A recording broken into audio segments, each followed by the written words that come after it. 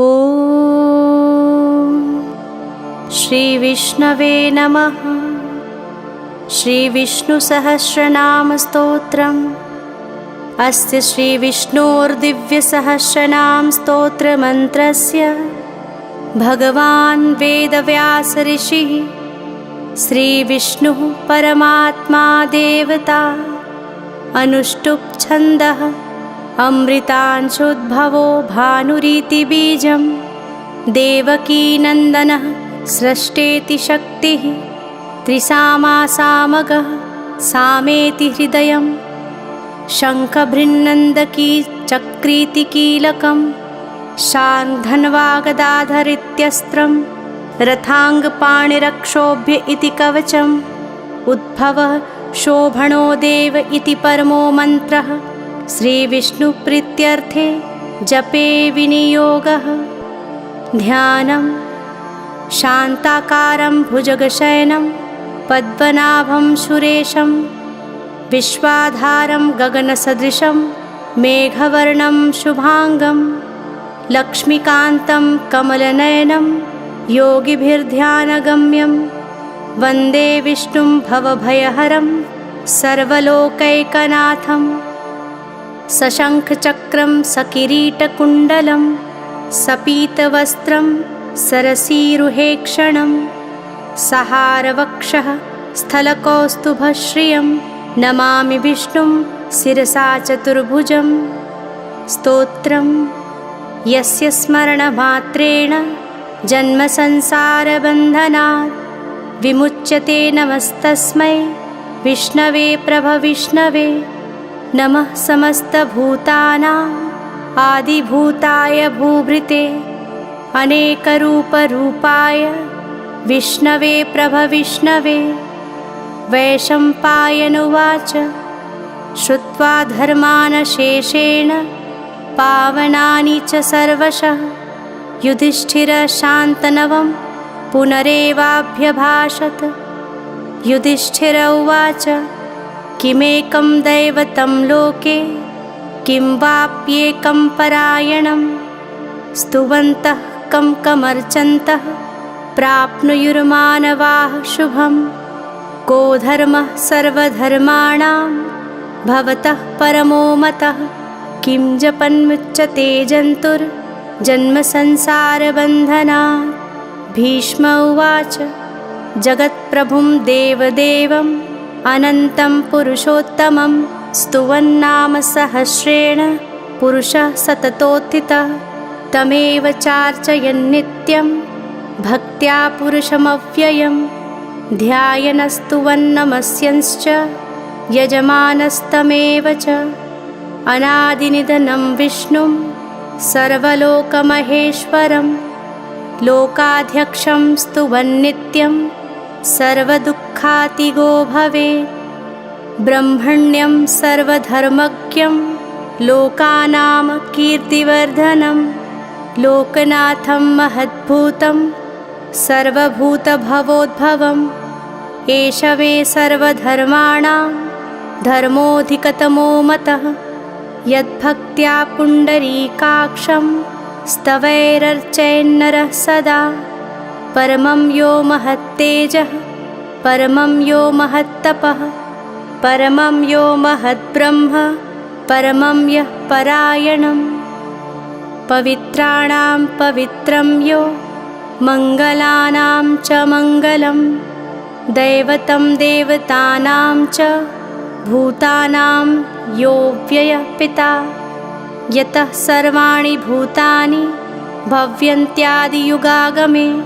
यस्मिंश्च प्रलयं यान्ति पुनरेव युगक्षये। तस्य लोकप्रधानस्य जगन्नाथस्य भूपते। विष्णोर्नाम सहस्रं मे शृणु पापभयापहम्। यानि नामानि गौणानि विख्यातानि महात्मनः। ऋषिभिः परिगीतानि तानि वक्ष्यामि भूतये। ॐ विश्वं विष्णुर्वषट्कारो भूतभव्यभवत्प्रभुः। भूतकृत् भूतभृद्भावो भूतात्मा भूतभावन। पूतात्मा परमात्मा च मुक्तानां परमागतिः। अव्ययः पुरुषः साक्षी क्षेत्रज्ञोऽक्षर एव च। योगो योगविदां नेता प्रधानपुरुषेश्वरः। नारसिंहवपुः श्रीमान् केशवः पुरुषोत्तमः। सर्वः शर्वः शिवः स्थाणुर्भूतादिर्निधिरव्ययः। सम्भवो भावनो भर्ता प्रभवः प्रभुरीश्वरः।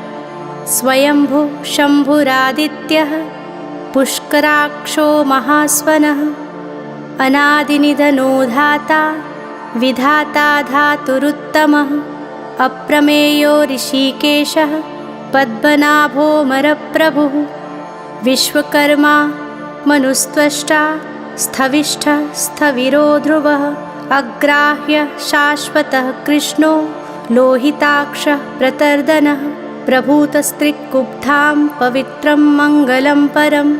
ईशानः प्राणदः प्राणो ज्येष्ठः श्रेष्ठः प्रजापतिः। हिरण्यगर्भो भूगर्भो माधवो मधुसूदनः।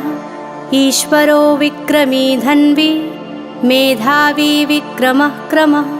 अनुत्तमो दुराधर्षः कृतज्ञः कृतिरात्मवान्। सुरेशः शरणं शर्म विश्वरेताः प्रजाभवः। अहः संवत्सरो व्यालः प्रत्ययः सर्वदर्शनः। अजः सर्वेश्वरः सिद्धः सिद्धिः सर्वादिरच्युतः। वृषाकपिरमेयात्मा सर्वयोगविनिःश्रितः। वसुर्वसुमनाः सत्यः समात्मा सम्मितः समः। अमोघः पुण्डरीकाक्षो वृषकर्मा वृषाकृतिः। रुद्रो बहुशिरा बभ्रुर्विश्वयोनिः शुचिश्रवाः। अमृतः शाश्वतः स्थाणुर्वरारोहो महातपाः। सर्वगः सर्वविद्वानुर्विश्वक्सेनो जनार्दनः। वेदो वेदविदव्यङ्गो वेदाङ्गो वेदवित्कविः। लोकाध्यक्षः सुराध्यक्षो धर्माध्यक्षः कृताकृतः। चतुरात्मा चतुर्व्यूहः चतुर्दंष्ट चतुर्भुजः। भ्राजिष्णुर्भोजनं भोक्ता सहिष्णुर्जगदादिजः। अनघो विजयो जेता विश्वयोनिः पुनर्वसुः। उपेन्द्रो वामनः प्रांशुः अमोघः शुचिरुर्जितः। अतीन्द्रः सङ्ग्रहः सर्गो धृतात्मा नियमो यमः। वेद्यो वैद्यः सदा योगी विरहामाधवो मधुः। अतीन्द्रियो महामायो महोत्साहो महाबलः। महाबुद्धिर्महावीर्यो महाशक्तिर्महाद्युतिः। अनिर्देश्यवपुः श्रीमान् न मे आत्मा महादृधिक्। महेश्वासो महीभर्ता श्रीनिवासः सतां गतिः। अनिरुद्धः सुरानन्दो गोविन्दो गोविदां पतिः। मरीचिर्दमनोहंसः सुपर्णो भुजगोत्तमः। हिरण्यनाभः सुतपाः पद्मनाभः प्रजापतिः। अमृत्युः सर्वदृक्सिंहः सन्धाता सन्धिमान् स्थिरः। अजो दुर्मर्षणः शास्ता विश्रुतात्मा सुरारिहा। गुरुर्गुरुर्तमो धाम सत्यः सत्यपराक्रमः। निमिषो निमिषः सृग्वी वाचस्पतिरुदारधिः। अग्रनिर्ग्रामणि श्रीमान् न्यायो नेता समीरणः। सहस्रमूर्धा विश्वात्मा सहस्राक्षः सहस्रपात्। आवर्तनो निवृत्तात्मा संवृतः संप्रमर्दनः। अहः संवर्तको वह्निः अनिलो धरणीधरः।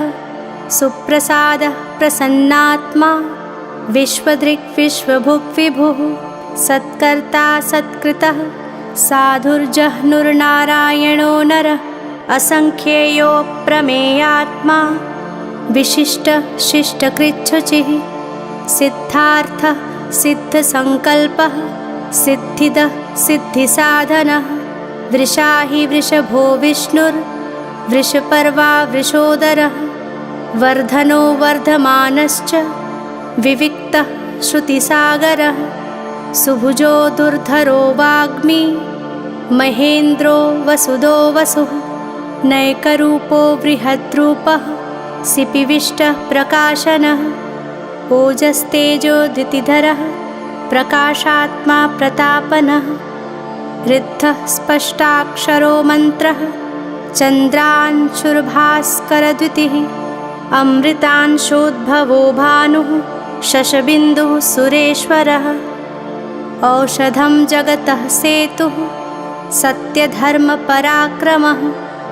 भूतभव्यभवन्नाथः पवनः पवनो नलः कामः कामकृत्कान्तः कामः कामप्रदः प्रभुः युगादिकृत्युगावर्तो नैकमायो महाशनः अदृश्यो व्यक्तरूपश्च सहस्रजिदनन्तजित् इष्टो विशिष्टशिष्टेष्टः शिखण्डी नहुषो वृषः क्रोधः क्रोधकृत्कर्ता विश्वबाहुर्महीधरः अच्युतः प्रथितः प्राणः प्राणदो वासवानुजः अपां निधिरधिष्ठानम् अप्रमत्तः प्रतिष्ठितः स्कन्दः स्कन्दधरो धूर्यो वरदो वायुवाहनः वासुदेवो बृहद्भानो आदिदेवः पुरन्दरः अशोकस्तारणस्तारः शूरः शौरिर्जनेश्वरः अनुकूलः शतावर्तः पद्मी पद्मनिभेक्षणः पद्मनाभोरविन्दाक्षः पद्मगर्भः शरीरभृत् महर्धिर्धो वृद्धात्मा महाक्षो गरुडध्वजः अतुलः शरभो भीमः समज्ञो हविर्हरिः सर्वलक्षणलक्षण्यो लक्ष्मीवान् समितिञ्जयः विक्षरो रोहितो मार्गो हेतुर्दामोदरः सः महीधरो महाभागो वेगवानमिताशनः उद्भवः क्षोभणो देवः श्रीगर्भः परमेश्वरः करणं कारणं कर्ता विकर्ता गहनो गुहः व्यवसायो व्यवस्थानः संस्थानः स्थानदो ध्रुवः परिर्धि परमस्पष्टः स्तुष्टः पुष्टः सुभेक्षणः रामो विरामो विरजो मार्गो नेयो नयो नयः वीरः शक्तिमतां श्रेष्ठो धर्मो धर्मविदुत्तमः वैकुण्ठः पुरुषः प्राणः प्राणदः प्रणवः पृथुः हिरण्यगर्भः शत्रुघ्नो व्याप्तो वायुरधोक्षजः ऋतुः सुदर्शनः कालः परमेष्ठी परिग्रहः उग्रः संवत्सरो दक्षो विश्रामो विश्वदक्षिणः विस्तारः स्थावरस्थाणुः प्रमाणः बीजमव्ययम् अर्थोऽनर्थो महाकोशो महाभोगो महाधनः अनिर्विण्णः स्थविष्ठो भूर्धर्मयूपो महामखः नक्षत्रनेमिर्नक्षत्री क्षमः क्षामः समीहनः यज्ञः इज्यो महेज्यश्च क्रतुः सत्रं सतां गतिः सर्वदर्शी विमुक्तात्मा सर्वज्ञो ज्ञानमुत्तमम् सुव्रतः सुमुखः सूक्ष्मः सुघोषः सुखदः सुहृत् मनोहरो जितक्रोधो वीरबाहुर्विदारणः स्वापनः स्ववशो व्यापी नैकात्मा नैककर्मकृत् वत्सरो वत्सलो वत्सी रत्नगर्भो धनेश्वरः धर्मगुप्तधर्मकृद्धर्मी सदक्षरमक्षरम् अविज्ञाता सहस्रांशुर्विधाता कृतलक्षणः गभस्तिनेमिः सत्त्वस्थः सिंहो भूतमहेश्वरः आदिदेवो महादेवो देवेशो देवभृद्गुरु उत्तरो गोपतिर्गोप्ता ज्ञानगम्यः पुरातनः शरीरभूतभृद्भोक्ता कपीन्द्रो भूरिदक्षिणः सोमपोमृतपः सोमः पुरुजित्पुरुषत्तमः विनयोजयः सत्यसन्धो दाशार्हः सात्वतां पतिः जीवो विनयिता साक्षी मुकुन्दोमितविक्रमः अम्भोनिधिरनन्तात्मा महोदधिशयोऽन्तकः अजो महारः स्वाभाव्यो जितामृतः प्रमोदनः आनन्दो नन्दनो नन्दः सत्यधर्मा त्रिविक्रमः महर्षि कपिलाचार्यः कृतज्ञो मेदिनीपतिः त्रिपदस्त्रिदशाध्यक्षो महाशृङ्गः कृतान्तकृत् महावराहो गोविन्दः सुषेणः कणकाङ्गदी गुह्यो गभीरो गहनो गुप्तश्चक्रगदाधरः वेदाः स्वाङ्गोजितः कृष्णो दृढः सङ्कर्षणोच्युतः वरुणो वारुणो वृक्षः पुष्कराक्षो महामनाः भगवान् भगहानन्दी वनमाली हलायुधः आदित्यो ज्योतिरादित्यः सहिष्णुर्गतिसत्तमः सुधन्वाखण्डपरशुर्दारुणो द्रविणप्रदः दिविस्पृक्सर्वदृक्व्यासो वाचस्पतिरयोनिजः त्रिसामासामगः साम निर्वाणं भेषजं भिषक् सन्न्यासकृच्छमः शान्तो निष्ठा शान्तिः परायणं शुभाङ्गः शान्तिदः स्रष्टा कुमुदः कुवलेशयः गोहितो गोपतिर्गोप्ता वृषभाक्षो वृषप्रियः अनिवर्ती निवृत्तात्मा संक्षेप्ता क्षेमकृच्छवः श्रीवत्सवक्षाः श्रीवासः श्रीपतिः श्रीमताम्बरः श्रीदः श्रीशः श्रीनिवासः श्रीनिधिः श्रीविभावनः श्रीधरः श्रीकरः श्रेयः श्रीमाल्लोकत्रयाश्रयः स्वक्षः स्वङ्गः शतानन्दो नन्दिर्ज्योतिर्गणेश्वरः विजितात्मा विधेयात्मा सत्कीर्तिश्छिन्नसंशयः उदीर्णः सर्वतश्चक्षुः अनीशः शाश्वतस्थिरः भूषयो भूषणो भूतिर्विशोकः शोकनाशनः अर्चिष्मान् अर्चितः कुम्भो विशुद्धात्मा विशोधनः अनिरुद्धो प्रतिरथः प्रद्युम्नोमितविक्रमः कालनेमिनिहावीरः शौरिः शूरजनेश्वरः त्रिलोकात्मा त्रिलोकेशः केशवः केशिहा हरिः कामदेवः कामपालः कामीकान्तः कृतागमः अनिर्देश्यवपुर्विष्णुर्वीरोऽनन्तो धनञ्जयः ब्रह्मण्यो ब्रह्मकृद्ब्रह्मा ब्रह्म ब्रह्म विवर्धनः ब्रह्मविद्ब्राह्मणो ब्रह्मी ब्रह्मज्ञो ब्राह्मणप्रियः महाकर्मो महाकर्मा महातेजा महोरगः महाक्रतुर्महायज्वा महायज्ञो महाहविः स्तव्यः स्तवप्रियः स्तोत्रं स्तुतिः स्तोतारणप्रियः पूर्णः पूरिता पुण्यः पुण्यकीर्तिर्नामयः मनोजवस्तीर्थकरो वसुरेता वसुप्रदः वसुप्रदो वासुदेवो वसुरवसुम्नाहविः सद्गतिः सत्कृतिः सत्ता सद्भूतिः सत्परायणः शूरसेनो यदुश्रेष्ठः सन्निवासः सुयामुनः भूतावासो वासुदेवः सर्वासुनिलयो नलः दर्पः दर्पदो दृप्तो दुर्धरोऽथापराजितः विश्वमूर्तिर्महामूर्तिर्दीप्तिमूर्तिर्मूर्तिमान् अनेकमूर्तिर्व्यक्तः शतमूर्तिशताननः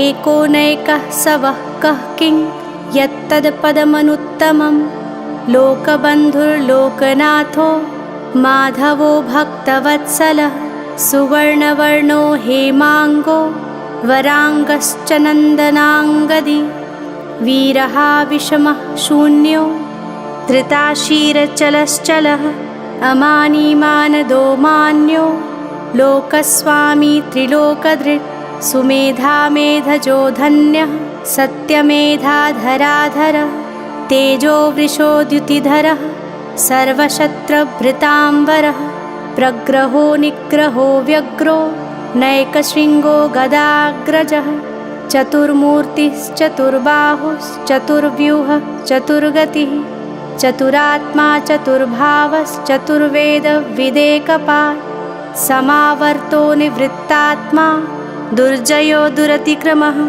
दुर्लभो दुर्गमो दुर्गो दुरावासो दुरारिहा शुभाङ्गो लोकसारङ्गः सुतन्तस्तन्तुवर्धनः इन्द्रकर्मा महाकर्मा कृतकर्मा कृतागमः उद्भवः सुन्दरः सुन्दो रत्ननाभः सुलोचनः अर्को वात्सनः शृङ्गी जयन्तः सर्वविजयी सुवर्णबिन्दुरक्षोभ्यः सर्ववागीश्वरेश्वरः महाहृदो महागर्तो महाभूतो महानिधिः कुमुदः कुन्दरः कुन्दः पर्जन्यः पावनोऽनिलः अमृताशोऽमृतवपुः सर्वज्ञः सर्वतोमुखः सुलभः सुव्रतः सिद्धः शत्रुजिच्छत्रुतापनः न्यग्रोधोदुम्बरोऽश्वस्थः चाणुरान्ध्रनिषूदनः सहस्रार्चिः सप्तजिह्वः सप्तैधाः सप्तवाहनः अमूर्तिरग्न्योचिन्त्यो भयकृत् भयनाशनः अणुर्बृहत्कृशः स्थूलो गुणभृन्निर्गुणो महान् अधृतः स्वधृतः स्वास्यः प्राग्वंशो वंशवर्धनः भारभृत्कथितो योगी योगीशः सर्वकामदः आश्रमः श्रमणः श्यामः सुपर्णो वायुवाहनः धनुर्धरो धनुर्वेदो दण्डो दमयिता दमः अपराजितः सर्वसहो नियन्ता नियमो यमः सत्त्ववान् सात्विकः सत्यः सत्यधर्मपरायणः अभिप्रायः प्रियार्योरः प्रियकृत् प्रीतिवर्धनः विहाय सगतिर्ज्योतिः सुरुचिर्हुत्फुग्विभुः रविर्विरोचनः सूर्यः सवितारविलोचनः अनन्तो हुत्फुग्भोक्ता सुखदो नैकजोऽग्रजः अनिर्विण्णः सदामर्षि लोकाधिष्ठानमद्भुतः सनातन्तमः कपिलः कपिरप्ययः स्वस्तिदः स्वस्तिकृत् स्वस्ति स्वस्तिभुक् स्वस्ति दक्षिणः अरौद्रः कुण्डलीचक्री विक्रमयुर्जितशासनः शब्दातिगः शब्दसः शिशिरः शर्वरीकरः अक्रूरः पेशलो दक्षो दक्षिणः क्षमिणां वरः विद्वत्तमो वीतभयः पुण्यश्रवणकीर्तनः उत्तारणो दुष्कृतिः पुण्यो दुःस्वप्नप्रणाशनः वीरः रक्षणः सन्तो जीवनः पर्यवस्थितः अनन्तरूपो अनन्तशिरजित्मन्युर्भयापः चतुरश्रो गभीरात्मा विदिशो व्यादिशो दिशः अनादिर्भुर्भुवो लक्ष्मीः सुवीरो रुचिराङ्गदः जननो जनजन्मादिर्भीमो भीमपराक्रमः आधारनिलयो धाता पुष्पहासः प्रजागरः ऊर्ध्वगः सत्पथाचारः प्राणदः प्रणवः पणः प्रमाणं प्राणनिलयः प्राणभृत् प्राणजीवनः तत्त्वं तत्त्वविदेकात्मा जन्ममृत्युजरातिगः भूर्भुवः स्वस्तरुस्तारः सविता प्रपितामहः यज्ञो यज्ञपतिर्यज्वा यज्ञाङ्गो यज्ञवाहनः यज्ञभृत् यज्ञकृत् यज्ञी यज्ञभुक् यज्ञसाधनः यज्ञान्तकृत्यज्ञगुह्यमन्नमन्नाद एव च आत्मयोनि स्वयं जातो वैखान सामगायन देवकीनन्दन स्रष्टा क्षितिशः पापनाशन शङ्खबृन्नन्दकी चक्री शाङ्गधन्वागदाधर रथाङ्गपाणिरक्षोभ्य सर्वप्रहरणायुधः फलश्रुतिः इतीदं कीर्तनीयस्य केशवस्य महात्मनः नाम्नां सहस्रं दिव्यानामशेषेण प्रकीर्तितं य इदं शृणुया नित्यं यशश्चापि परिकीर्तयेत् न शुभं प्राप्नुयात् किञ्चित् सोमुत्रेह च मानवः वेदान्तगो ब्राह्मणः स्यात् क्षत्रियो विजयी भवेत् वैश्यो धनसमृद्धः स्यात् शूद्रः सुखमवाप्नुयात् धर्मार्थी प्राप्नुयुर्धर्मम्